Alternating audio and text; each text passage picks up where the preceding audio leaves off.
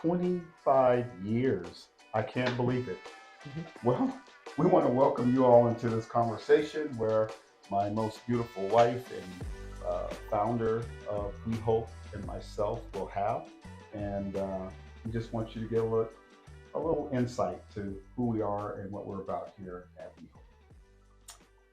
Okay, I have the first question. Paul, do you remember the exact moment or story that kindled the idea of We Hope? How and where did this beautiful journey begin for you? Okay. I would start off by saying my mother and father.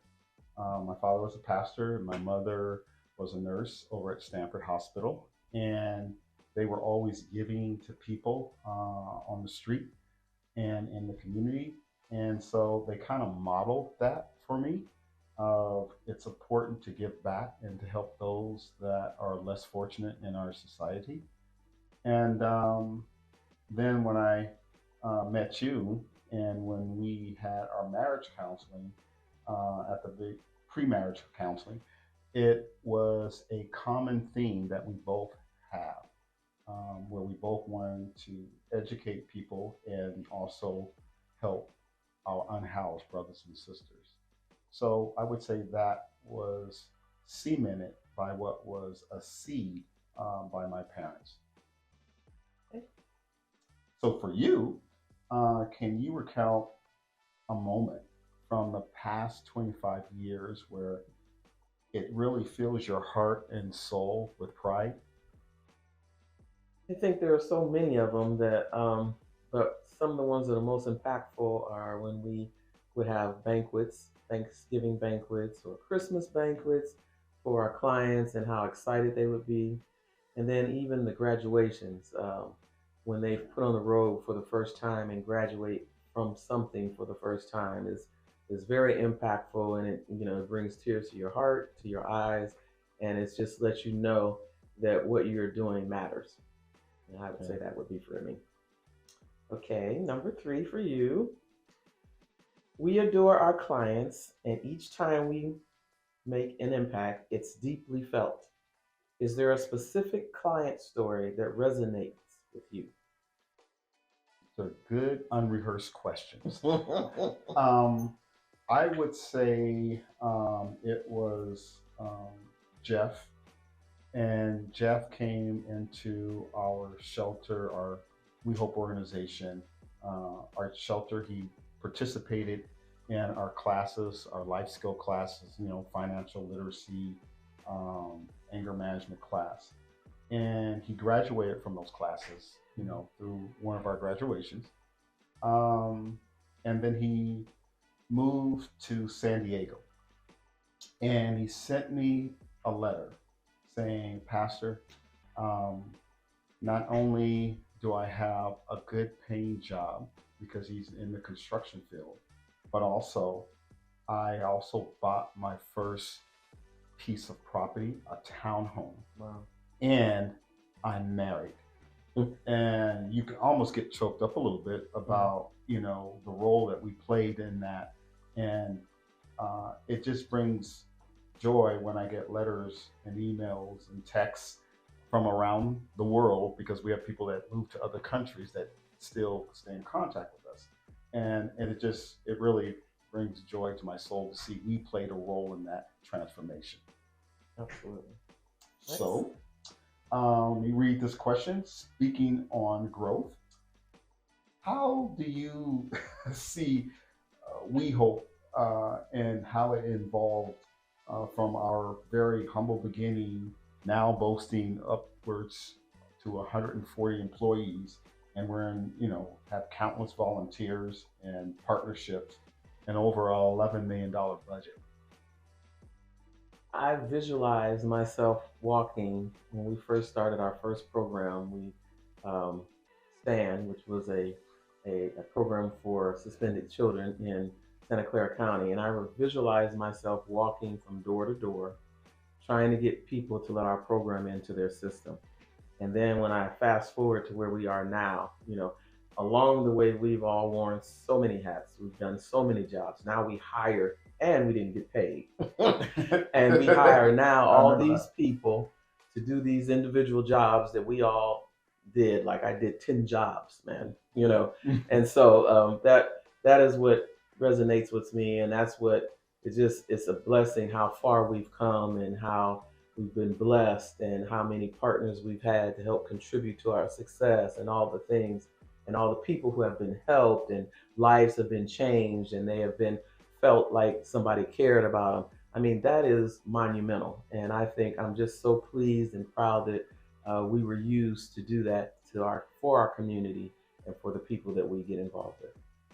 You know, it's funny you say that, STAN, Students Taking a New Direction, Mm-hmm. that acronym, it's in alignment with our acronym of We Hope. We Mm-hmm. help other people excel. Absolutely. So thank you. That's It good. keeps going. Yeah. All right. We've employed many strategies to keep We Hope thriving. We are some. What are some of the key changes you've seen in We Hope over the years? What are some of the key changes that I see We Hope over the years? Well, I mean, we started off with, you know, just a couple of programs.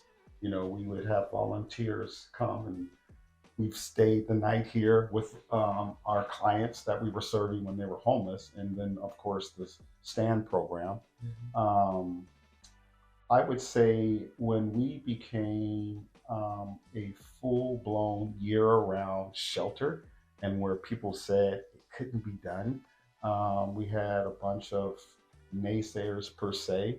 Um, that when we did the St. Louis thing, the show me state. Mm-hmm. I can show you better than I can tell you. Mm-hmm. I think that helped convince a lot of people. What? Wow, you know, it's like overcoming obstacles, like the book, right? Mm-hmm. Um, that was a reflection that we had the county, we had the city, we had a couple of donors at that particular time that really believed in our vision and our mission. That really like gave a great amount of more confidence of God, you have us on the right track Mm-hmm. of helping people. And I just, it's like, yes, but we couldn't stop there, right? It's all about pushing the needle, always about looking at what are the unmet needs in our region. Mm-hmm. And, you know, for us to expand into 5 counties and 22 cities, that's a significant impact in our Bay Area community. Yeah. And the funny part about it is, at that point, homelessness wasn't popular. That No, that wasn't a no. popular business to be in, helping the homeless. And so we were out there. We were one of the first people out there to see that there was a need. I mean, you saw that person sleeping outside of your office in a bike rack, and Yep. that's is when you said, "Oh no, this is a need that needs to be met right now." Yep. So Yep. that's awesome. Yeah. So now, I guess reflecting back, what were some of the biggest hurdles you saw we faced in the earlier stages of We Hope, and how did we conquer Oh my. them? I think that, at first we weren't being funded. We Yeah. were doing it strictly with volunteers and well wishers. We didn't take a salary for maybe 10 years. And so those were complications on our personal lives, obviously. And also complications with people not understanding who is the homeless. We Yeah. deal with that even today, that people think homeless people are all drug addicts and that kind of person, but really we've had PhDs in our shelter, we've had college students in our shelter, Yeah. we've had mothers, so the face is us. It could be us. We're one paycheck away, we're half a paycheck away from being homeless, losing our homes, losing our cars, and all that thing. So I think that's been a complication for us, is helping people around us to understand, if it were you, and it could be you, what would we do? What would you want? And so that getting that message out has been ongoing. It's getting better because the help homeless is becoming more popular. But initially, that was a big deal, to help people to understand homelessness is not a specific class, or a specific race, or specific, gender, or whatever. It could be anybody at any time in their life. Yeah, perception Mm-hmm. and funding was some biggest challenge. You hit the nail on the head there. So I have the next question. All right. Similarly, Paul, can you recall a time when running We Hope was particularly demanding and how we managed to persevere? Well, I guess the key thing that sticks out for me when you say was, Right, right. I don't look at it as was. It's still It demanding is demanding. because the need has only grown in across the United States, Yeah. and so while we have made our indelible impact here in the Bay Area, and I guess you could say we have made an impact around the world because people have come here from around the world to see our best practices and our programs and services that we've shared with people in England and Singapore, but across the United States. Mhm. So it's something that I don't think it's ever not going to be demanding. It's though building the right infrastructure, the right team to support that demand. And because even your coworkers at the line level to executive team members, we all can burn out and we can face compassion fatigue. And so I think that's a challenge to make sure, and as a person, that is have all these people reporting into us, um, it we have to look at the margin, that there's margin in their lives, but we also have to reflect that. And yes, we have been very guilty of not reflecting and modeling that. Particularly you. Yes, it's more so me. It is. I will own that. Mhm. More so me. 14-hour days is probably pretty bad. But I appreciate that you allowed me to um, do these things. Whether it's going to late council meetings, staying there till 12 o'clock at midnight. County and city council meetings are working on the weekends, attending functionings of other nonprofits and supporting them, and then of course our faith-based community. So it is a demand. I'm thankful and grateful to God for equipping me and giving me wisdom, and more importantly, giving me someone like you that helps to address these systemic issues, and then our executive team and our line workers. We would not be where we are if it wasn't for them. And as we continue to build our organization and scale, we're going to need more people like that. Well, I really thank God for giving me you because it has been wonderful watching you develop relationships with people and other organizations. And I believe that you always say none of us is strong as all of us. And so I think that that has been a major part of our success in how you have wanted to collaborate with other people to get to what we wanted to do, which is help people. It's not about just getting your name, we hope is wonderful or whatever, but it's about helping people, and you have exhibited that by your willingness, as they say, to go across the aisle and work with all kinds of people. So thank you for that. Well, in your view, here's my next question. What has been the secret to WeHope's success over the years? You may have answered some of that in the previous questions, I don't know, but you may have something to add. Actually, I answered that just a few minutes ago when I said that you have been working and collaborating with so many people that over the years, and like you mentioned, going to council meetings at midnight, all those things that people nowadays don't want to do because it's not the easy thing to do, it's not the convenient thing to do.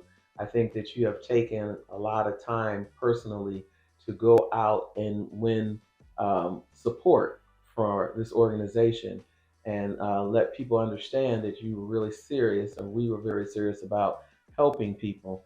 And because they saw your consistency and your faithfulness in all that you said and did, I believe that is why we are where we are and why we have had so much success in the things that we've endeavored to do to help others. Well, thank you You're for that.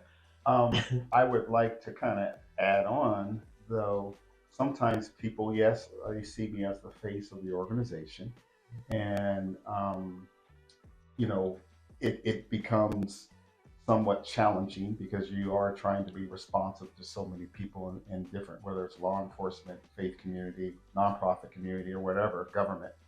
But they don't always see you, and they don't always realize that it's two of us that started this thing, and that not only are you a beautiful woman, educated woman, but you're a businesswoman, and you had your small business before we even got married.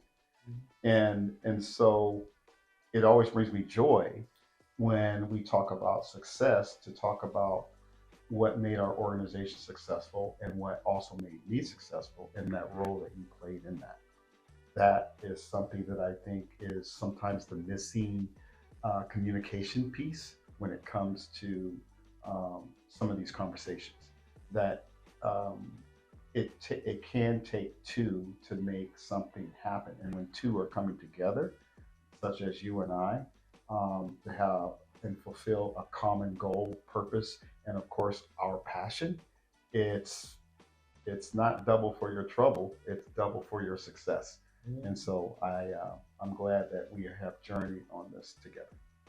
Call me. Oh yeah, for sure. Okay. All right. Um, oh, you're next. Okay. Now, Paul, what are your aspirations for the future of WeHOPE? I thought you were going to say aspirations for me because I was going to say retirement. um, my aspirations for WeHope is that the succession plan that we have continually impact our clients in a transformational way. Um, that their trajectory is on par for what they want, and the ultimate, I guess you could say, um, the ultimate level of reaching all their goals and objectives. I would say for We Hope, as we continue to scale, beyond the 5 counties and 22 cities, that our staff is given the necessary tools, the necessary even respite opportunities, but growth opportunities because we are a second chance employer. And so we're taking the very people that we serve, and after they graduate from our classes, or life skill classes, the opportunity to be employed with us if that's something they're passionate about. And so I look at that as one of those aspirational goals to scale that even further than just the Bay Area. As we were talking about scaling one of our programs, DBT on Wheels, our mobile hygiene program across the United States, helping other people do what we do, where we have done that in other counties and other cities, taking that across there and then seeing the growth in our staff to be able to do that and bringing in new people that bring that skill set, but also that passion, that same passion that is in alignment with the mission and vision of the organization.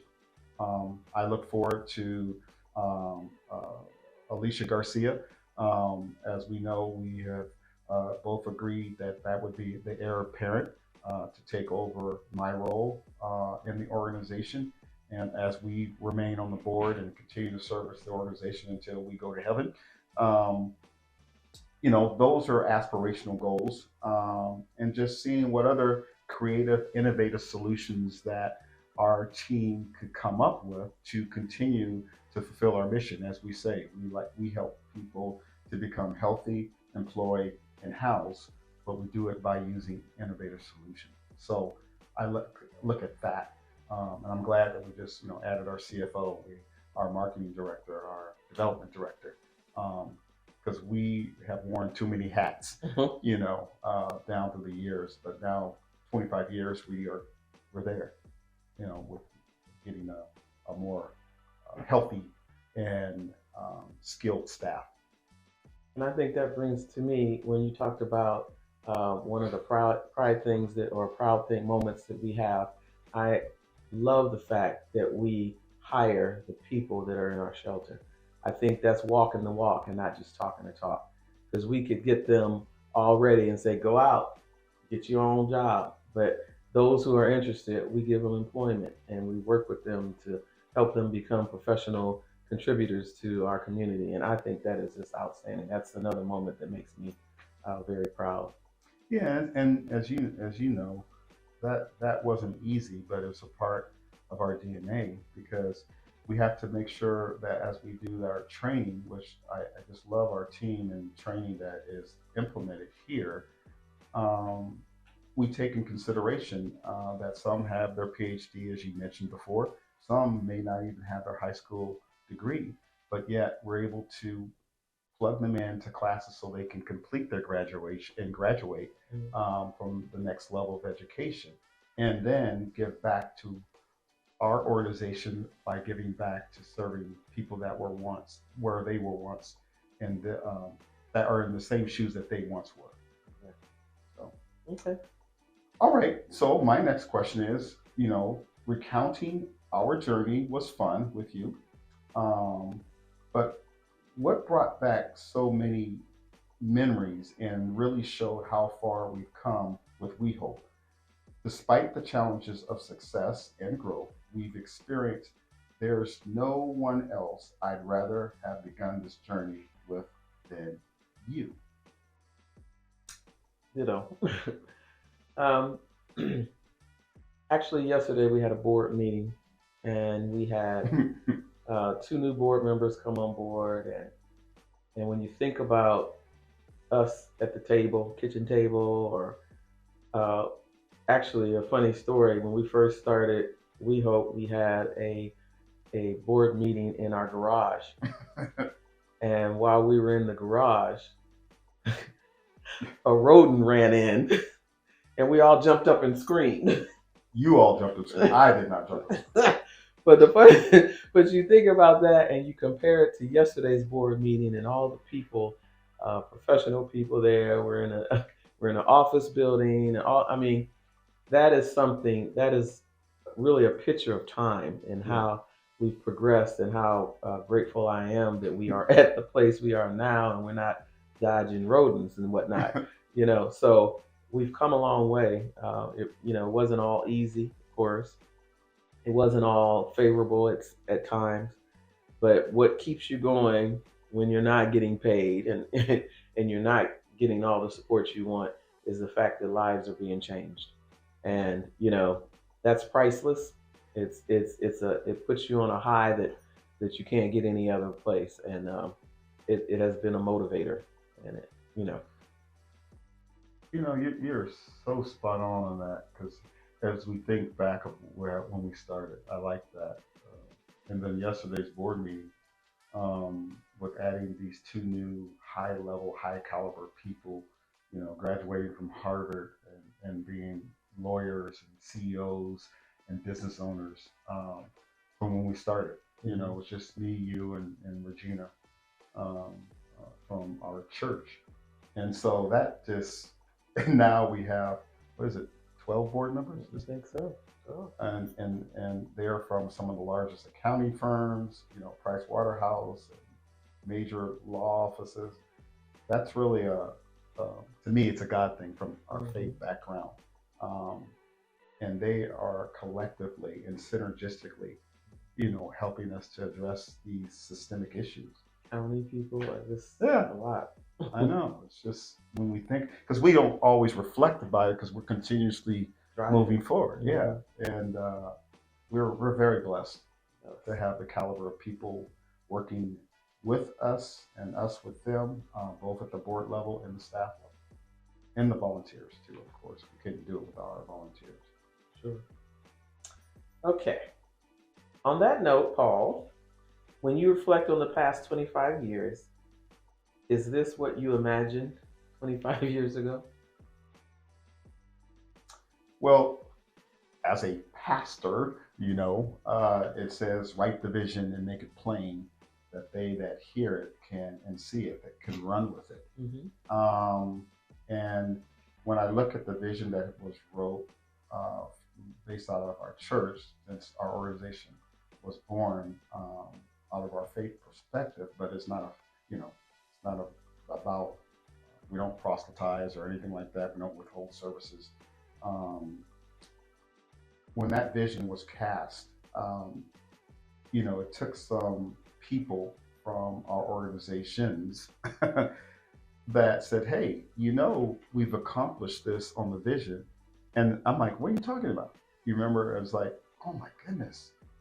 Yes, we did create our shelter. We do have educational programs, training programs. We do provide, food for over 1,500 members of our community every week in partnership with Second Harvest. Um, there's so many different things that we have accomplished um, by the grace of God and by the help of our staff that it's actually mind-boggling if you stop and really think about it, which is what we really don't do because we're like, what's next? What again is the next unmet need? So, yeah, it blows my mind what we've been able to do together and with other people. So. Okay, so my most beautiful best friend, girlfriend, and wife. I think we should thank our partners out there, our staff, volunteers, donors, government people, law enforcement friends, and partners. We want to thank you all for journeying with us and being a part of this conversation. That again, these were organic responses, but the questions we never saw before until this meeting, and I like that because I think what comes from the heart goes to the heart. So, yes, thank you. We appreciate all you've done through the years. We appreciate what you're planning on doing. We appreciate what you're doing right now. So thank you, thank you, thank you. Everything we have done that you have participated in, we couldn't have done it without you. we're better together than we are apart.